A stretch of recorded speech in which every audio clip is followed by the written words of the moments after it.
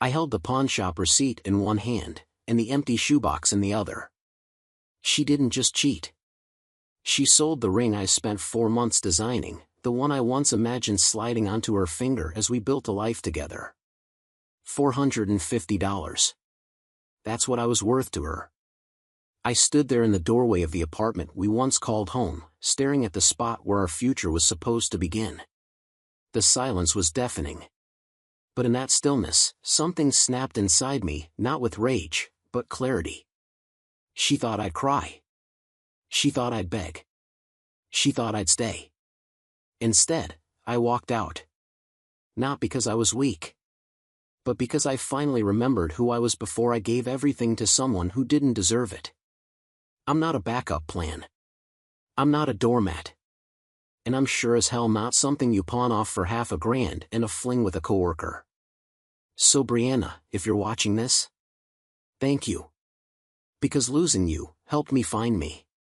If this story hit you in the gut, drop a 1 in the comments. I want to hear your story. Don't forget to like, subscribe, and share if you believe real men deserve real respect. Your voice matters here. You're not alone. Let's rebuild together. I should have stayed at work. That's what I kept telling myself as I stood frozen in the doorway of my own bedroom, still holding a brown paper takeout bag of tacos and the small velvet box that was supposed to change our lives. Inside the room, I saw everything I wasn't supposed to see. My girlfriend Brianna, naked, tangled up with a guy I didn't recognize. Some tan, gym-sculpted, smug-looking stranger who jumped up like he was on fire the second he saw me. Sheets flew. Curses were muttered. But Brianna? She didn't flinch. She didn't even look guilty. She rolled her eyes like I'd just ruined her spa day. It was just once. Get over it, she said, without a hint of remorse. He's better in bed anyway. Time stopped. I didn't yell. I didn't throw the tacos. I didn't demand an explanation.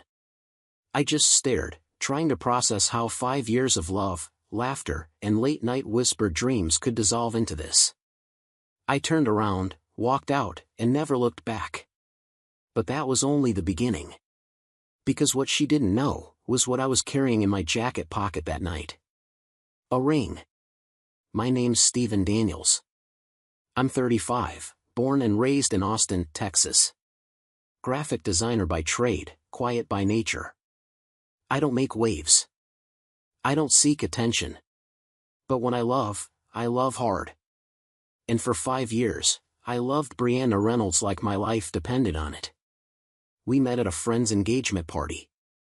She was loud, funny, a little chaotic, the kind of woman who walked into a room like it belonged to her. I was the guy holding a beer in the corner, trying to figure out if it was okay to pet the host's dog. Opposites attract, right? She liked that I listened more than I talked. Said I made her feel grounded. I liked how she made life feel less routine. At first, we were magic. I'd never had anyone look at me the way she did. Like I was the only man in the world. We moved in together 2 years after dating. Talked about marriage, kids, maybe moving to the suburbs one day, her idea, not mine. Lately, though, something had changed. She stayed late at work more often. Her phone lived face down. Her hugs got shorter. Our laughs fewer. I chalked it up to stress. She said I was imagining things. I wanted to believe her. I chose to believe her. So when we landed a huge new contract at my firm that Thursday, my boss let me off early. I thought it was a sign. I stopped by her favorite taco place, picked up the spicy pork carnitas she loved, and planned to surprise her. In my pocket was a ring I'd spent 4 months designing. A custom sapphire, not a diamond, because she once told me diamonds were cliché. I planned to get down on one knee right there in our living room. No big production. Just her, me, tacos, and forever. But forever died the moment I opened that door. And the worst part wasn't the betrayal. It wasn't even her sleeping with someone else. It was the smirk. The way she looked at me when she said, "He's better in bed anyway." As if I was the one who should be ashamed. That's the moment something inside me turned cold. And from there, I started taking everything back, piece by piece. We weren't always broken. There was a time when Brianna would rush to the door to meet me after work, wrap her arms around my neck, and whisper, "Missed you today." A time when we'd stay up until 2 a.m. debating the best pizza topping or binge-watching true crime documentaries under the same blanket. That version of us, of her, feels like a lifetime ago. We met in the most ordinary way, which made it feel even more extraordinary. She was the burst of color in my grayscale world, charming, witty, with this restless energy that lit up every room. I was quieter, more reserved. She said I calmed her chaos. I said she woke me up from sleepwalking through life. For years, we were steady. Not perfect, but solid. We moved in together after 2, built a life out of shared Spotify playlists, Sunday Target runs, and lazy coffee-fueled mornings on our tiny apartment balcony. People used to say we looked like we'd been together forever. But over the past few months, the rhythm changed. She started pulling away in subtle, almost imperceptible ways I tried to excuse. Her phone stayed locked more often. Her kisses felt distracted. She laughed at my jokes less. When I'd reach for her at night, she'd roll over, mumble something about being tired, and drift off. I asked her if something was wrong. She said work had been stressful and that I'd been a little distant lately too. She didn't like confrontation, so I let it go. I wanted to believe it was just a phase. I kept telling myself, this is what long-term love feels like. It ebbs and flows. Just ride the wave. Still, deep down, I knew something wasn't right. That Thursday, when my boss told me to head home early to celebrate landing a major client, I saw it as my chance to bring us back. A little spark to remind her who we were. I picked up her favorite tacos from the truck on South Lamar, the one where the owner always greeted us with, the usual, "Lovebirds." And I slid that small velvet box into my jacket pocket, the one with the sapphire ring I'd saved for months to buy. I walked up those stairs thinking I was about to start forever. Instead, I walked straight into the end. The apartment was quiet when I walked in, too quiet. Usually, when I got home before her, I'd hear music playing in the kitchen, or the soft hum of her favorite true crime podcast in the background. That day, there was only stillness. I pushed the door open gently, balancing the takeout in one hand, the small velvet box pressing against my chest inside my jacket pocket. I had this dumb smile on my face, ready to surprise her. Maybe we'd sit on the couch, eat tacos, talk about nothing for hours like we used to. But then I heard it. Not the front door opening. Not footsteps. Not even voices. Just sounds. Rhythmic. Breathless. Intimate. Coming from our bedroom. At first, I didn't react. My brain didn't want to process what my ears were telling me. I just stood there in the hallway, tacos in hand, as my heart began to pound hard enough to drown out every rational thought. I walked toward the bedroom slowly, like I was underwater. Every step made it harder to breathe. My mouth was dry. My palms were sweaty. A tiny voice in my head screamed, "Don't open that door. Just leave. Pretend you never came home early."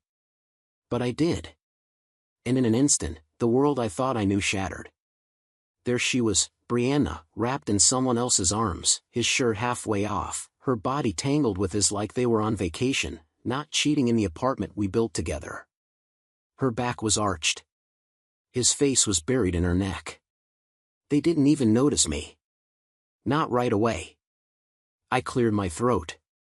Loud enough to stop everything. They jolted like I'd fired a gun.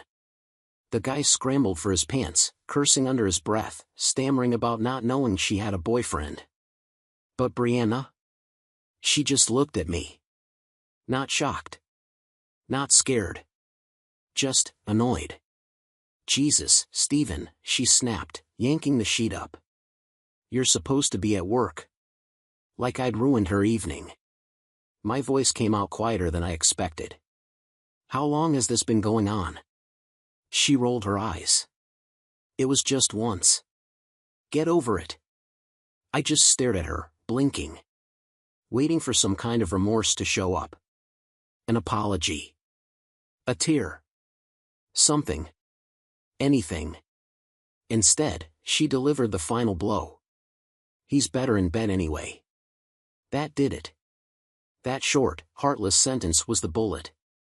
The part of me that wanted to yell, gone. The part that wanted to cry, shut down. Something inside me just disconnected. I didn't say another word. I turned around, walked to the kitchen, placed the taco bag gently on the counter like it mattered somehow, then grabbed my wallet, car keys, and laptop. She followed me halfway to the door. Where are you going? Don't be so dramatic. I didn't respond. I closed the door behind me. Locked it. And I drove away like a man who just watched his whole life burn down. Not with rage. Not even grief. Just silence. The air outside felt colder than it should have for April in Texas. I stood on the curb for a second, gripping the steering wheel harder than I needed to. My hands were trembling, but not from anger, not yet, anyway. I wasn't crying. I wasn't screaming. It was worse than that. I felt nothing. Like my body had hit an emotional circuit breaker. Everything inside had just shut off. I drove in silence. No music. No GPS. Just me, the sound of tires humming against the road, and the echo of her voice still ringing in my ears. It was just once. He's better in bed anyway. I could still see the shape of her smirk. That careless, superior twist of her lips like I was the one who had let her down. Like the betrayal was a minor inconvenience. I don't remember deciding to go to Caleb's place, but somehow, that's where I ended up. Caleb had been my closest friend since college, one of the few people who knew the real me. He lived about 15 minutes away, in a quiet condo on the east side, always stocked with beer and silence when you needed it. When he opened the door, he took one look at my face and stepped aside. Guest room's made up. I'll grab you a beer. I didn't even take off my jacket. I just sank into his couch like gravity had tripled, stared at the dark TV screen, and tried to replay the scene in my head as if maybe I had misunderstood. As if maybe it hadn't happened the way it felt. But no matter how I turned it around, the truth sat there like a weight in my chest. This was real. She cheated. She didn't apologize. She didn't cry. She didn't even flinch. And I had been carrying an engagement ring in my jacket pocket like a fool. That night, I didn't sleep. I laid there in Caleb's guest room, eyes locked on the ceiling fan spinning in slow, steady circles, trying to feel anything. Grief. Rage. Pain. But all I felt was empty. And somewhere in that hollow space, something cold and clear began to form. By morning, the numbness had hardened into something sharper. Not rage. Not yet. But clarity, the cold, focused kind that comes after a fire has burned through everything. The kind that tells you it's time to rebuild, but first, you need to clear the wreckage. I sat up in Caleb's guest bed, still fully clothed, shoes on. My phone was blinking with missed calls and unread texts. I didn't open any of them. I didn't need to. I knew exactly who they were from. And I knew exactly what I had to do. First, I called my office. Told them I needed a personal day. No explanation. Just a quiet, something came up. Then I grabbed my laptop and opened the folder labeled Shared Life. Passwords. Accounts. Documents. All of it. It was time to take everything back. The lease on our apartment was in my name. Brianna had shaky credit when we moved in, so I handled the paperwork. I called the landlord, explained, briefly, that the relationship was over and I'd be vacating. He offered a neutral, "These things happen," and told me about the early termination clause. 1 month's rent. Done. I paid it on the spot. Next came the utilities. Electric. Internet. Water. All in my name. All gone by the end of the day. No lights. No hot shower. No Netflix for her to cry to. No DoorDash deliveries on my credit card. Speaking of which, I logged into my credit card account and removed her as an authorized user. She'd been using it for months, online shopping, yoga classes, sometimes even gas. I'd let it slide. Love makes you generous. Betrayal makes you careful. By noon, I had cut every financial tie. I was no longer her safety net. Each click, each phone call, each confirmation email was a small act of taking myself back. A silent declaration, you don't get to hurt me and still live off the life we built together. I closed my laptop and sat still for a moment. It was strange, the satisfaction I felt. Not petty, not vengeful. Just clean. Like setting down something heavy I'd been carrying for too long. She'd made a choice that night. Now I was making mine. And if Brianna thought her cruelty ended with one careless smirk, she hadn't yet begun to understand what real consequences looked like. I waited until I knew she'd be gone. Brianna had yoga every Tuesday at 6 p.m., some overpriced, candlelit studio across town that she once described as healing for the soul. The irony didn't escape me. I parked 2 blocks away, just in case. Old instincts kicking in. I didn't want a scene. I didn't want a confrontation. I just wanted to disappear cleanly, without shouting, without drama, without giving her the satisfaction of seeing me break. The apartment key still fit. The door still creaked the same way it always had. But everything else felt foreign. Like I'd stepped into a showroom version of our life, empty, staged, and fake. I didn't take much. Just the essentials, my clothes, laptop, chargers, hard drives, a few framed photos I wasn't ready to burn yet. I left behind the couch we picked out, the kitchen where I paid for, the books we both pretended to read. I didn't need any of it. The last thing I did before walking out was place the key on the counter next to a short note I scribbled on a torn envelope. Lease ends in 30 days. Utilities disconnected. Good luck. I didn't sign it. I didn't need to. Then I closed the door, this time not gently, and left without looking back. As I turned onto the main road, I caught a glimpse of her car coming the other way, headlights flashing for a second like a bad omen. Our eyes met briefly through the windshield. Her face changed instantly. First confusion, then realization, then panic. For a split second, I almost stopped. Almost. But instead, I kept driving. And just like that, I was gone. The storm hit my phone not long after. By the time I got back to Caleb's place, there were 9 missed calls. 26 texts. 2 voicemails. Then 39. 43. 50. It was like watching someone drown in real time. Her tone flipped from angry to frantic to pleading in the space of a few hours. I didn't read any of it. I didn't need to. I knew how this would go. First denial, then desperation, then blame. The stages of someone watching their carefully constructed world fall apart, and realizing they were the one who lit the match.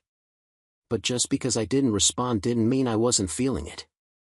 I lay awake again that night, phone on silent, staring at the ceiling. There was no peace yet. No closure.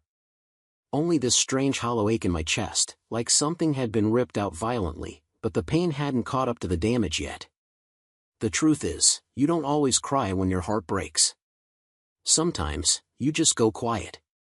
The texts eventually slowed. Then stopped. By the 3rd day of silence, I assumed she'd finally accepted it, maybe even moved on. Brianna was the type who couldn't sit still emotionally. She'd either spin the story to her friends or land on someone else's couch with a new sob story and a bottle of wine. Either way, I was fine being erased from the narrative. But fate wasn't finished unraveling the truth. It was a Thursday afternoon when my phone buzzed with a message from Layla, one of Brianna's old college friends. We weren't close, but we'd been at enough group dinners and birthday parties together to exchange occasional memes and weekend brunch recommendations. I hadn't heard from her in months. The message was short. I heard what happened. I thought you should know, the guy you walked in on. That was Ethan. Ethan Marks. Her coworker. He's married. His wife's 7 months pregnant. I blinked at the screen, rereading it 3 times like maybe it would change. Ethan Marks. The name didn't immediately register until I remembered one of the countless office stories Brianna used to tell. The charming new hire. The one with the wife who was super controlling and never lets him breathe. The one who made Brianna laugh harder than anyone at work. She always insisted it was harmless. We're just friends. He's like a brother. Of course he was. I stared at the message for a long time, phone clutched in my hand like it might combust. It wasn't just that she'd cheated. It was that she'd done it with a married man. One whose wife was carrying his child. A new layer of disgust crept in, not just for her, but for myself. I had shared my life, my home, my trust with someone capable of this level of cruelty and deception. I called Caleb. He picked up on the first ring. Hey, man. You okay? You remember the guy? I asked flatly. From the bedroom? Not really. I didn't see his face. His name's Ethan Marks. Married. Pregnant wife. There was a long pause. Jesus. That's all he said. But it was enough. I hung up, tossed my phone on the couch, and just sat there, letting the weight of it settle over me like wet cement. She didn't just cheat on me. She'd helped destroy someone else's life too. And somehow, I knew his wife had no idea. Which left me with a choice I didn't want to make. Do I stay out of it? Or do I tell her the truth? I spent the rest of that day pacing my friend's living room. There was a war inside me. On one hand, it wasn't my marriage. Not my baby. Not my mess. I could wash my hands of it and move on.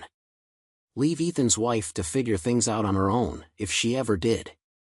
Maybe I could pretend I didn't know. Maybe that would be easier. But deep down, I knew that was cowardice talking. I kept thinking about her, this woman who probably spent her evenings folding baby clothes and Googling crib safety reviews while her husband was sweating over mine. The same way I had been buying a ring while Brianna was learning someone else's body. And then I imagined what it would have meant if someone had told me before I walked in. If someone had spared me from finding out the way I did. That was all the clarity I needed. She deserved to know. No drama. No revenge. Just the truth. That evening, I opened Facebook, searched for Madeline Marks, and found her instantly. Her profile picture was of her and Ethan at a baby shower, both grinning with matching mom and dad pins on their shirts. My stomach turned. I stared at the screen for a while, then typed a message. Calm. Direct. Just the facts. Hi Madeline. I'm reaching out because I think you deserve to know something. I recently ended a 5-year relationship after discovering my partner was cheating on me. The man I walked in on was your husband, Ethan. I'm sorry to be the one telling you this. I can provide proof if needed. Take care. I hit send before I could second guess it. A few hours later, she replied. I had a feeling. I just didn't want to believe it. Thank you for telling me. Please, if you have anything, I need to see it. There was no anger in her tone, just heartbreak. The quiet, suffocating kind I knew too well. I sent screenshots of Brianna's texts, including the one where she described the affair as not serious, but worth the risk. She didn't respond right away. And I didn't expect her to. But I knew the damage was done. Not by me. By the people who thought they could cheat in the shadows, and never be seen. I hadn't heard from Madeline since I sent the proof. I figured she needed time and space. That kind of betrayal doesn't just bruise. It breaks things you thought were permanent. I respected her silence. But the universe doesn't stay quiet for long when the truth starts leaking. 3 days later, I got a call from Layla again, Brianna's old friend, the one who first told me about Ethan. "Dude," she said, breathless. "You set off a nuke." I didn't understand at first. Then she filled me in. Apparently, Madeline didn't just confront Ethan in private. She went scorched earth. Took everything I sent her and marched it straight to their company's HR department. The firm Brianna and Ethan worked for had a very clear, very strict policy: no romantic or sexual relationships between coworkers, especially if one had any kind of authority over the other. Ethan, it turned out, was a team lead on one of Brianna's campaigns. It didn't matter that it was off the clock. Their affair violated multiple internal codes. HR launched a formal investigation the same day Madeline submitted the evidence. Emails were reviewed. Calendars checked. Meeting room logs pulled. The same rooms Brianna once called creative think spaces turned out to be the scenes of their secret midday rendezvous. By the end of the week, they were both suspended, pending review. And less than a week after that, they were both terminated. No ceremony. No farewell emails. No second chances. Just escorted out of the building with cardboard boxes and frozen faces. Layla sent me a blurry photo someone had snapped from the office window. It showed Brianna in sunglasses, head down, clutching a half-packed box as she climbed into her car. I stared at it for a long moment. There was no satisfaction in it. Just a strange sense of inevitability, like watching a bridge collapse you once helped build. I didn't gloat. I didn't reach out. I didn't post cryptic quotes on social media like I'd won. Because this wasn't a win. It was just a logical end to a series of selfish, reckless choices. Choices I had nothing to do with. The silence didn't last long. The day after the termination, my phone lit up again. This time, it wasn't the rapid-fire texts or emotional voice memos like before. It was something more calculated, and somehow, more desperate. She sent an email. The subject line read, "Let's be adults about this." I didn't open it right away. I already knew what it would say. But curiosity got the better of me, and I tapped it open. It was a long one. Too long. A strange blend of pleading, gaslighting, and veiled manipulation. She started by saying she never meant for any of this to happen, that things just got complicated, and that I wasn't around enough emotionally. She said I had checked out long before she did, and implied that what happened wasn't really cheating, it was more like a cry for help. Then came the demands. Not requests. Not apologies. Demands. I should let her move back into the apartment until she gets back on her feet. I needed to reconnect the utilities and cover rent for 2 months since I ended things so suddenly. I should tell Ethan's wife that things got twisted, and it wasn't really an affair. I needed to call her boss and clarify that it was a misunderstanding to help her get her job back. I read it twice, just to be sure I wasn't imagining it. There wasn't a single word about remorse. Not once did she say, "I'm sorry." Instead, she painted herself as the victim of a mess I had supposedly made worse by not cooperating. As if her choices were somehow my responsibility to clean up. I closed the email and didn't reply. I didn't even feel angry anymore. Just exhausted. Like I was watching someone try to dig themselves out of a hole with the same shovel they used to bury what we had. And for the first time since the night I walked in on her, I smiled, not out of pettiness, but from the deep, still realization that I was finally, truly done. I should have known she wouldn't take silence for an answer. It was just past 11 p.m. when I heard the pounding on the front door. 3 hard knocks, then silence. Then again, louder this time. Caleb was out of town, so I was alone. I looked through the peephole, already guessing who it was. Brianna. She was swaying slightly, mascara smudged, hair a tangled mess like she hadn't slept in days. A half-empty bottle of wine dangled from her hand. Her eyes were wild, frantic, glassy. I didn't open the door right away. Just stood there and watched for a second, steadying my breath. Then she yelled, "Steven, you ruined my life. Open the damn door." I opened it halfway, keeping my foot against the frame. She stepped forward like she was going to push past me, but I didn't move. "You owe me," she slurred, tears now mixing with eyeliner. "After everything we built. For years and you're just done?" I didn't raise my voice. "You threw it away," I said quietly. "I just walked out of the wreckage." She sobbed harder. "Tried switching tactics. I made a mistake. Okay? I was lonely. I messed up. But I didn't think you'd go nuclear." I didn't flinch. "You weren't lonely, Brianna. You were lying. That's different." "I have nowhere to go," she cried, clutching my arm. "No job, no money, no one." "That's not my problem anymore," I said. Her body crumpled slightly. The fire in her voice gone, replaced with this hollow, exhausted whisper. "You were supposed to love me no matter what." "I did," I said. "That's what makes this worse." Then I gently closed the door. And locked it behind me. She didn't knock again. Just sat on the steps for a while, sobbing into her hands, until finally, her sister came to pick her up. I didn't watch them drive away. I just sat on the other side of the door, leaning back against the wood, listening to the quiet. And for the first time in weeks, it didn't feel empty. It felt peaceful.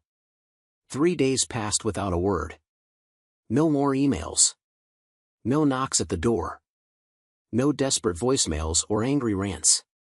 It was like she'd finally surrendered to the silence I'd been giving her from the start. Then, out of nowhere, I got a text from an unfamiliar number. "Hey, it's Claire.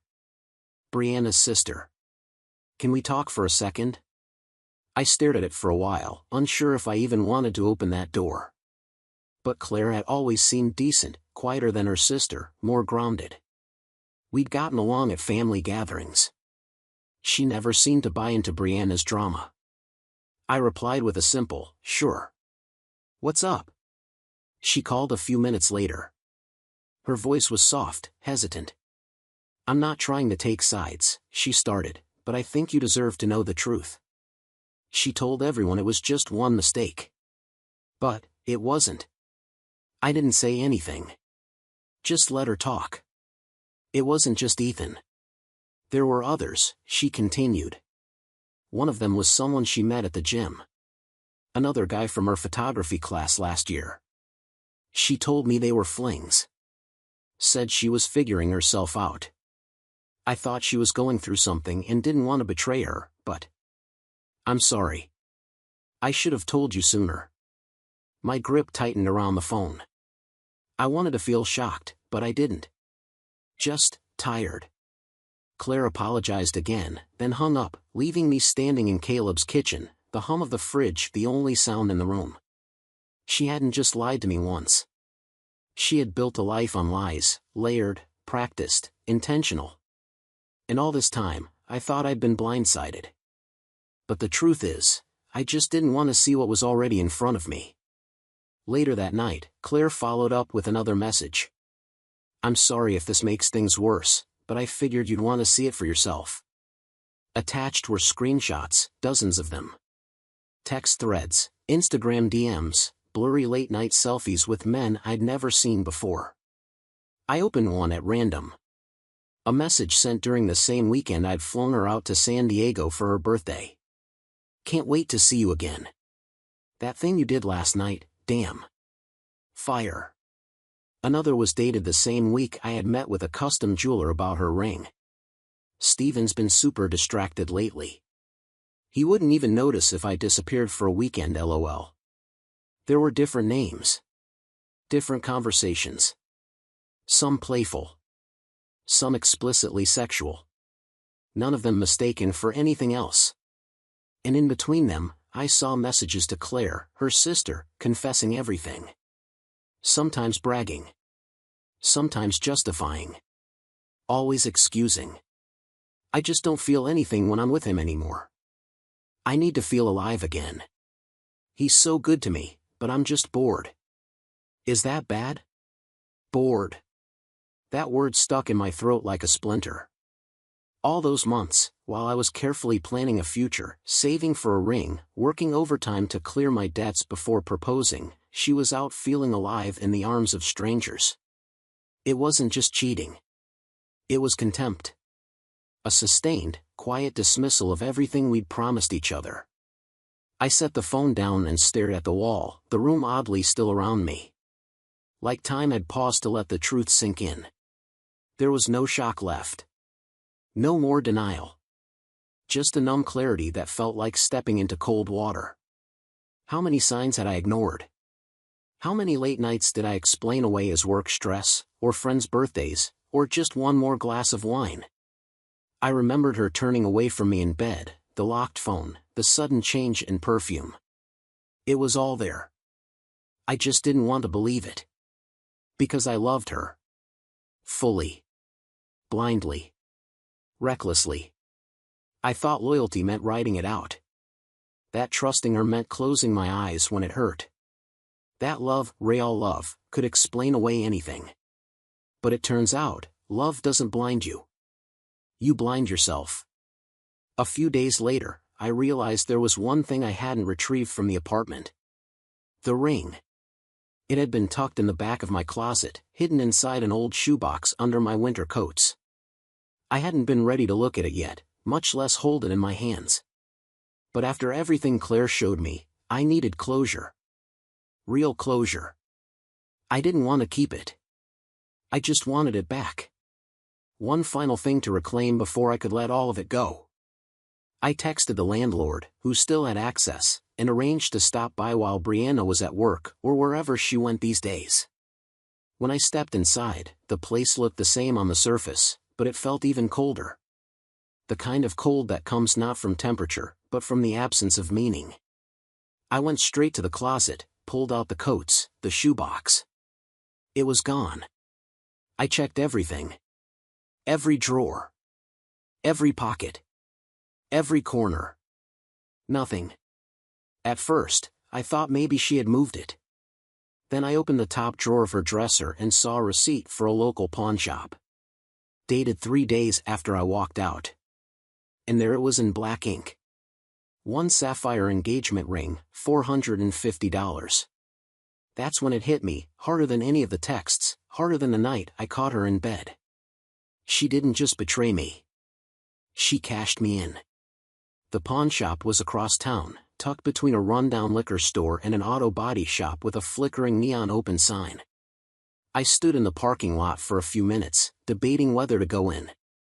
It felt surreal, like I was stepping into someone else's life.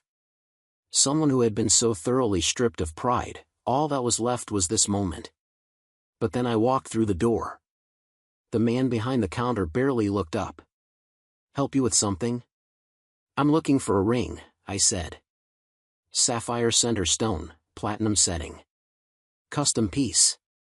He pulled out a tray of assorted jewelry. I spotted it immediately. Even under the dusty glass, it stood out, clean lines, deep ocean blue stone. I had spent weeks working with the jeweler to get it just right. Not flashy. Elegant. Like her, I had thought. I picked it up. Turned it over in my hand. Still flawless. "That one's $500, the guy said. "Came in earlier this week." "I know," I replied. "She sold it for less." He shrugged. I paid in cash. No ceremony. No drama. I walked out with the ring in my pocket, not because I wanted it, but because it was mine. Back at Caleb's place, I sat on the edge of the bed and turned the ring over in my fingers. It was heavier than I remembered. Or maybe I was just seeing it differently now. This tiny, beautiful object had once meant everything. I'd imagined slipping it onto her finger while we laughed and cried and talked about where we'd grow old. Now, it was just a symbol of everything I had ignored. All the signs I overlooked. All the loyalty I gave without question. All the dreams I built around someone who had already left me emotionally, long before she ever did physically. I set it down on the nightstand and stared at it for a long while. I was going to give this to the woman who destroyed me, I whispered out loud. It wasn't bitterness. It wasn't even sadness. It was realization. That ring wasn't a monument to love anymore. It was a reminder of the difference between love and illusion. Between building something with someone, and building it for them while they built something else behind your back. I didn't throw it away. I didn't sell it. I kept it, quietly. Not as a scar. But as proof I'd survived. Because the version of me who had once believed in that ring, he was gone. And the man who replaced him, he was done mistaking hope for loyalty. It didn't happen all at once. Healing never does. It wasn't like I woke up one day and thought, I'm over it. It was more like the absence of ache. Like the pain didn't knock on the door one morning, and I noticed, quietly, that it hadn't shown up. The first real step forward was moving into my own place. It was nothing fancy, a one-bedroom in a quieter part of the city, with creaky floors and mismatched cabinets. But it was mine. No shared closet. No memories clinging to the walls. Just a blank slate and a key that only I held. I bought a few plants, even though I used to joke that I couldn't keep anything alive except takeout leftovers. I started cooking, slowly, learning how to make meals that didn't come in paper bags. Mornings became sacred again, coffee on the tiny balcony, soft jazz humming in the background, a journal open in front of me. The journaling wasn't something I planned. One night I just opened a blank notebook and started writing, everything I hadn't said to her, everything I'd buried. Some entries were angry. Some were tired. Most were honest. And that honesty started peeling something open inside me. I also started therapy. At first, I told myself I didn't need it. That I'd already processed enough. But sitting across from someone who didn't interrupt, didn't judge, didn't offer half-baked advice, it gave me room to exhale. It gave my confusion shape. My pain, context. Work became a refuge too. Surprisingly, I got promoted. My boss pulled me aside one afternoon and said, I don't know what you're going through, but I've watched you show up every day like a professional. That says a lot. It was validating. Not because of the money or the title, but because for once, someone saw the effort it took just to keep moving forward. I also started running. Nothing dramatic, just a few laps around the park, mostly to clear my head. I wasn't chasing a six-pack. I was chasing stillness. And slowly, without realizing it, I began returning to myself. Not the man I was before Brianna. Not the naive version of me that carried tacos and a ring and a heart full of certainty. Someone else. Someone stronger. Sharper. Someone who knew what it felt like to fall apart, and who chose to rebuild anyway. Meeting someone new was a part of the plan. I wasn't looking. I wasn't scrolling dating apps or testing the waters. I was just at a birthday party for Caleb's cousin, one of those casual rooftop get-togethers with craft beer, cheap lights strung along the railing, and a Bluetooth speaker playing a mix of indie pop and early 2000s throwbacks. Her name was Elise.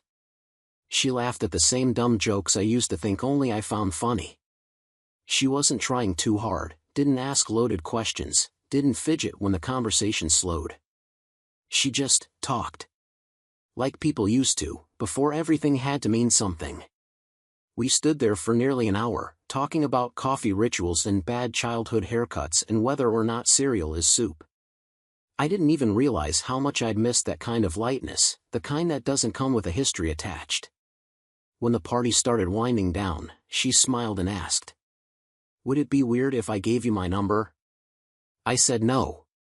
Because it wasn't weird. It felt good. That night, for the first time in what felt like forever, I smiled without forcing it. And it didn't feel like betrayal. It felt like permission. A week later, I got an email from Brianna. The subject line stopped me cold, closure. I hovered over the trash icon for a moment. But curiosity won. I opened it. It was long, much longer than I expected. She didn't ask for anything. Not this time. No requests. No bargaining. Just confession. She admitted to everything. The affairs. The lies. The manipulation. The moments she took me for granted. She said therapy had forced her to confront the part of herself that used people without realizing the damage until it was too late. I didn't just cheat on you, she wrote. I betrayed you every time I dismissed your love as routine. Every time I chose attention over integrity. You were the safest thing I ever had, and I ruined it. She said she wasn't writing for forgiveness. Just to acknowledge what she broke. I sat with it for a while before replying. Just a few lines. Thank you for your honesty. I hope you find what you're looking for. But you're not part of this story anymore. Then I closed the thread. For good. It's strange, the things you grieve when someone betrays you. It's not just the person, you lose the version of yourself who believed in them. You lose the certainty. The comfort. The little details you didn't even realize you loved until they hurt to remember. The way she used to steal my hoodie and walk around the apartment like it was her second skin. The sound of her laugh echoing down the hallway. The way she whispered goodnight when she thought I was already asleep. Those things don't disappear. They get stained. Even now, months later, I still walk past certain restaurants and instinctively wonder what she'd order. I still hear songs we used to play in the kitchen on Saturday mornings and feel that tightness in my chest before skipping to the next track. But healing isn't about pretending those things never happened. It's about recognizing they're part of the story, but not the whole story.